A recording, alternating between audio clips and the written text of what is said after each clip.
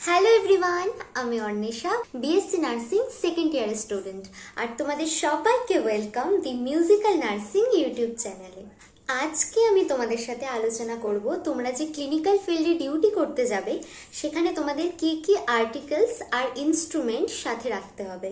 সবার প্রথমেই তোমাদের লাগবে এরকম একটা পকেট ডায়েরি, যেখানে তোমরা পেশেন্টের সমস্ত ডিটেলস লিখবে। পরবর্তীকালে যখন অ্যাসাইনমেন্ট লিখবে তখন এখান থেকে তোমরা ডেটা কালেক্ট করে সেটা অ্যাসাইনমেন্টে লিখতে পারবে।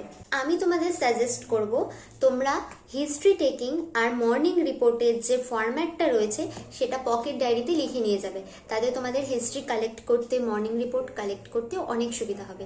এছাড়াও যখন যে অ্যাসাইনমেন্টগুলো তোমাদের লিখতে হবে, আমি যেগুলো ফরম্যাট তোমাদের প্রোভাইড করে দিয়েছি অলরেডি টেলিগ্রামে, সেগুলো তোমরা পকেট ডায়েরিতে করে টুকে নিয়ে যাবে, যাতে তোমাদের পেশেন্টদের অ্যাসেস করতে অনেক সুবিধা হয়।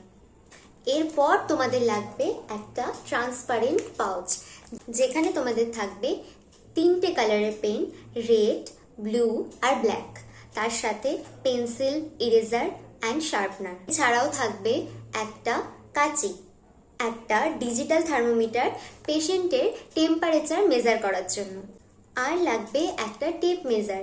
এটা দিয়ে তোমরা কি করবে, তোমরা নিউট্রিশনাল অ্যাসেসমেন্টে দেখতে পারবে হেডের যে সার্কামফারেন্স আছে সেটাও কিন্তু তোমাদের মেজার করতে হয়। এছাড়াও এটা হাইট মেজার করতেও অনেক হেল্পফুল হবে। এরপর তোমাদের লাগবে একটি টর্চ, যেটা তোমাদের ফিজিক্যাল অ্যাসেসমেন্টের সময় কাজে লাগবে। At last but not the least, BP machine আর স্টেথোস্কোপ।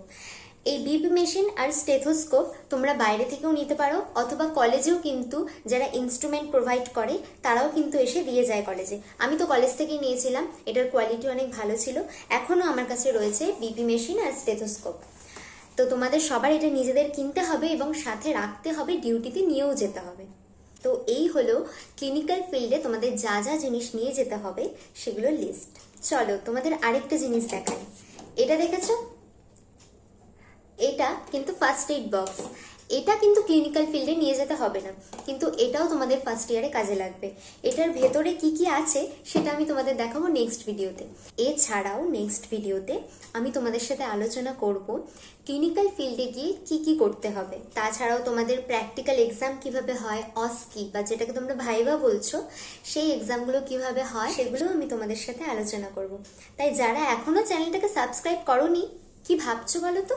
তাড়াতাড়ি করে ফেলো, আর ফ্রেন্ডসদের সাথেও প্রচুর প্রচুর শেয়ার করো, তাহলেই তো আমি ভিডিও বানাতে উৎসাহ পাবো নাকি। তো সবাই ভালো থেকো। আজকে এখানেই ভিডিও শেষ করছি। তোমাদের যদি আমার সাথে পার্সোনালি কন্ট্যাক্ট করা হয় তাহলে অবশ্যই আমাকে ইনস্টাগ্রাম আর ফেসবুকে ফলো করে মেসেজ করতে পারো। এছাড়াও টেলিগ্রাম চ্যানেলে তোমরা কিন্তু জয়েন হয়ে নাও। তোমাদের মর্নিং রিপোর্টটা পাঠানো হয়নি, সেটা আমি পাঠিয়ে দেবো। তো আজ এই পর্যন্তই, দেখা হবে নেক্সট ভিডিওতে। সবাই ভালো থেকো, বাই বাই।